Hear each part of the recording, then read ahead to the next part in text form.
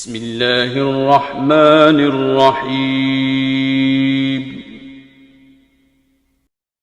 جی، سوال یہ ہے کہ قرآن پاک میں اللہ تعالیٰ نے اپنے پسندیدہ بندوں کی کچھ خصوصیات کا ذکر کیا ہے، اور اگر کسی انسان میں ان خصوصیات میں سے کچھ خصوصیات ہیں تو کیا وہ ان پر اکتفا کر سکتا ہے اور اس کو باقی خصوصیات کی طرف کوشش کرنی چاہیے؟ یہ تو آبویسلی ہے کہ کرنی چاہیے، لیکن اس کوشش کا لیول جو ہے وہ کیا ہوگا کہ وہ ان پہ ہی تسلی کر کے بیٹھ جائے جو خصوصیات اس میں وہ سمجھتا ہے کہ موجود ہیں اللہ تعالیٰ کے پسندیدہ بندوں کی، اور کیا ان پہ اکتفا کر کے بیٹھ جانا، تسلی کر لینا استکبار میں تو نہیں آتا؟ اعوذ باللہ من الشیطان الرجیم، بسم اللہ الرحمن الرحیم، الحمد للہ وحدہ والصلاة والسلام علی من لا نبی بعدہ، رب ادخلنی مدخل صدق واخرجنی مخرج صدق واجعلنی من لدنک سلطانا نصیرا۔ آپ کا جو سوال ہے یہ کافی اہم موضوع ہے، خاص طور پہ آج کے زمانے میں۔ ہم اس موضوع پہ پہلے بھی گفتگو کر چکے ہیں کچھ ذاتی دوستوں کے ساتھ، اور وہ عنوان یہ تھا کہ اللہ کا مطلوب انسان کون ہوتا ہے، اللہ کو کس قسم کے انسان چاہیے۔ اس کی دو ڈائمنشنز ہیں، ایک بار بار ایمفسس میں کرتا رہوں گا، ریٹیریٹ کرتا رہوں گا، اللہ کو وہ انسان چاہیے جس کو اللہ مانتے ہیں، جیسا وہ ہے، جیسا اس نے بتایا ہے کہ میں ہوں، جو اس کو ویسے اللہ مانتے ہیں، اللہ کو انسان مطلوب چاہیے۔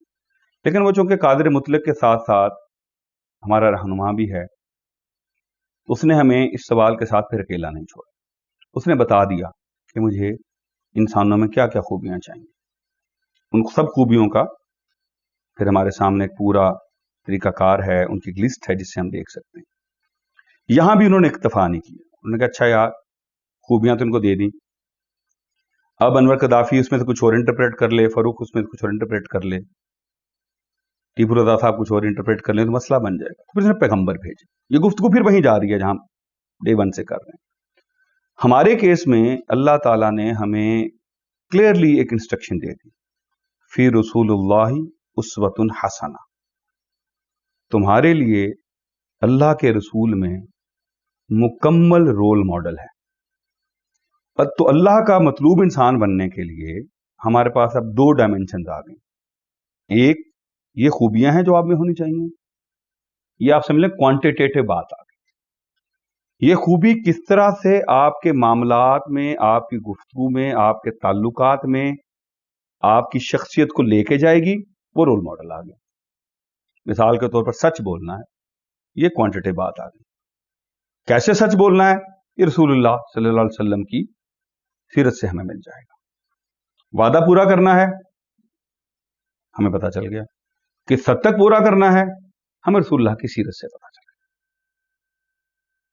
تو آسان ترین طریقہ یہی ہے کہ آپ وہ ساری خوبیاں لیں اور رسول اللہ کی زندگی سے ان کو نکال لیں۔ یہ کال ٹو ایکشن آ گیا۔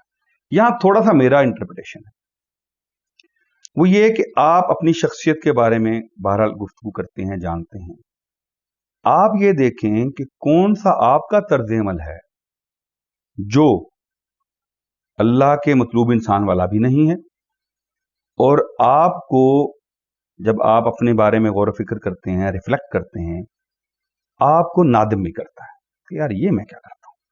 مثال کے طور پر مجھے غصہ بہت آتا ہے، ایک ہمارے دوست ہیں، ان سے صبح نہیں اٹھا جاتا، ایک صاحب ہیں جو فضول خرچی سے باز نہیں رہ پاتے، تو آپ کہتے ہیں یار میں یہاں سے شروع کرتا ہوں، کیونکہ یہ میں کرتا بھی ہوں، یہ اس معیار پہ بھی نہیں پورا اترتا، اور میں نادم بھی ہوتا ہوں۔ تو آپ وہاں سے شروع کریں گے۔ اللہ ہرگز نہیں چاہتے کہ آپ ایک دن میں مطلوب انسان بن جائیں۔ اگین میں اپنی طرف سے نہیں کہہ رہا، میں اس کی اپنی بات کی ثبوت میں احکامات لے آتا ہوں۔ روزے کا حکم جو آیا گریجولی آیا، جہاد کا حکم جو ہے وہ مکہ میں نہیں آیا، مدینہ میں جا کے آیا۔ حرمت شراب، خمر، شراب کہنا تو پورا مطلب پورا نہیں کرتا، لیکن عام طور پہ جو کہ ہمارے ہاں کے خطے میں شراب سے خمر ہی مراد لی جاتی ہے، تو میں نے بھی کہہ دیا خمر کی حرمت ایک دفعہ میں نہیں آئی۔ تو اس سے میں نے نتیجہ نکالا کہ اللہ تعالیٰ ہرگز یہ نہیں چاہتے کہ ہم ایک لمحے میں کر لیں، چشم زدن میں۔ کیوں؟ انہوں نے تو بنایا بھائی، انہیں پتا ہے ہم کس قابل ہیں، ہمارا تزکیہ کتنا ہی بھی ان کو پتا ہے۔ وہ قرآن پاک میں فرماتے ہیں مجھے نہ بتایا کرو تم کتنے تزکیہ رکھتے ہو، کتنے پاک ہو، مجھے پتا تم کتنے پاک ہو۔ آپ ان کی طرف آ جاتے ہیں۔ اب یہاں دو معاملات ہیں، ایک کنسیپچولی اور ایک عملی۔ کنسیپچولی وہی ہیں جو میں بار بار ریپیٹ کرتا رہوں گا۔ اللہ کا مطلوب انسان اللہ کو اللہ مانتا ہے، رسول کو رسول مانتا ہے، ہمارے رسول کو صلی اللہ علیہ وسلم آخری رسول مانتا ہے، آخرت پہ اعتبار ہے، یہ تو ضروری ہے۔ پہلے یہاں سے شروع کریں کہ آپ کی زندگی کا جو طرز عمل ہے وہ یہ ثابت کرتا ہو کہ آپ یوں ہی مانتے ہیں۔ جب آپ اس پہ کنسیپچولی کلیئر ہوں گے تو آپ کہیں گے اچھا یار یہ اسٹرینتھ کہاں سے لاؤں۔ یہاں میرا ایک اور اپنا انٹرپریٹیشن ہے، جتنی عبادات اللہ نے بتائی ہیں وہ اس لیے نہیں بنائی کہ ہمیں مشقت میں ڈالیں، وہ اس لیے بنائیں کہ وہ ہمیں جانتے ہیں، انہیں پتا ہے ہمارے نفس میں کیا ٹیڑھا پن ہے۔ انہوں نے وہ عبادات اس لیے بنائی ہیں کہ ان عبادت سے وہ نفس کا ٹیڑھا پن اور کجی کم ہو۔ پھر وہ خوبیاں بتاتے ہیں، عباد الرحمان کی خصوصیات ہیں کہ وہ لوگوں سے حسن سلوک کرتے ہیں، اونچا نہیں بولتے، زمین پہ آرام سے چلتے ہیں، خیرات کرتے ہیں، اعمال نیک کرتے ہیں، زکوٰۃ دیتے ہیں، نماز پڑھتے ہیں، یہ ساری ان کی خوبیاں ہیں۔ یہ ہم رسول اللہ کی زندگی میں بھی دیکھتے ہیں۔ تو پہلا اوور آل ڈسکشن یہ ہو گئی کہ کنسیپچولی آپ کو اللہ، رسول، آخرت، اخلاص پورا کرنا پڑے گا۔ پھر آپ کو دیکھنا پڑے گا اس مقام تک پہنچنے کے لیے آپ کو انیبلمنٹ کیا چاہیے۔ وہ انیبلمنٹ آپ کو عبادات سے اور رسول اللہ کی سیرت سے ملے گی۔ ایک بڑی خوبصورت بات ہمارے کسی دوست نے کہی کہ 5 نمازیں جو رکھی ہیں تو یہ پورا سائنس ہے۔ سورج کے ساتھ آپ اٹھتے ہیں، انرجی ہوتی ہے، سورج کے ساتھ آپ سو جاتے ہیں۔ اللہ تعالیٰ چاہتے ہیں صبح اٹھیں، نماز پڑھیں تہجد کی، پھر فجر پڑھیں، پھر تھوڑی دیر قرآن پاک کی تلاوت کریں، سورج نکلاتا ہے چاشت پڑھیں، اپنے کام پہ چلے جائیں، ظہر سے پہلے گھر آ جائیں، نہائیں دھوئیں، کھانا کھائیں، ظہر پڑھیں، سو جائیں تھوڑی دیر، کچھ وقت گھر کے ساتھ گزاریں، فیملی کے ساتھ گزاریں، مشغلے میں گزاریں، عصر اور مغرب کے درمیان غالباً کو کھیل کود کریں، مغرب پڑھ کے پھر گھر آ جائیں، کھانا وانا کھائیں، عشاء پڑھیں اور سو جائیں۔ یہ کتنا اچھا روٹین ہے۔ اچھا لطیفہ کیا ہے اس میں؟ اس سارے میں جو سونے کا وقت ہے وہ 7 سے 8 گھنٹے ہے۔ اب ہمیں اگر کوئی ڈاکٹر کہتا ہے کہ 8 hours sleep is very much important for your health، ہم مان لیتے ہیں۔ اللہ کہتا ہے ہم نہیں مانتے۔ دوسری بات یہ، دنیا کی کوئی ریسرچ آپ کو یہ نہیں بتائے گی کہ دن کا وقت سونے کے لیے ہے۔ سونے کا وقت رات کو ہی ہے بھائی، ہم دنوں میں سوتے ہیں۔ وہ ہمیں اپنی چیزیں ٹھیک کرنی پڑیں گی، ان میں کسی پہ زور نہیں لگتا۔ پھر اب ادھر آ جائیں۔ اب دوسرا حصہ جو آپ کا اسپیسیفک سوال ہے، آپ کو 1 by 1 ہی شروع کرنا ہے، اور 1 by 1 شروع کرنے کے بعد آپ نے 2 چیزوں کی اللہ سے ہی توفیق مانگنی ہے۔ ایک اس پہ استقامت کی اور ایک درجات کی بلندی کی،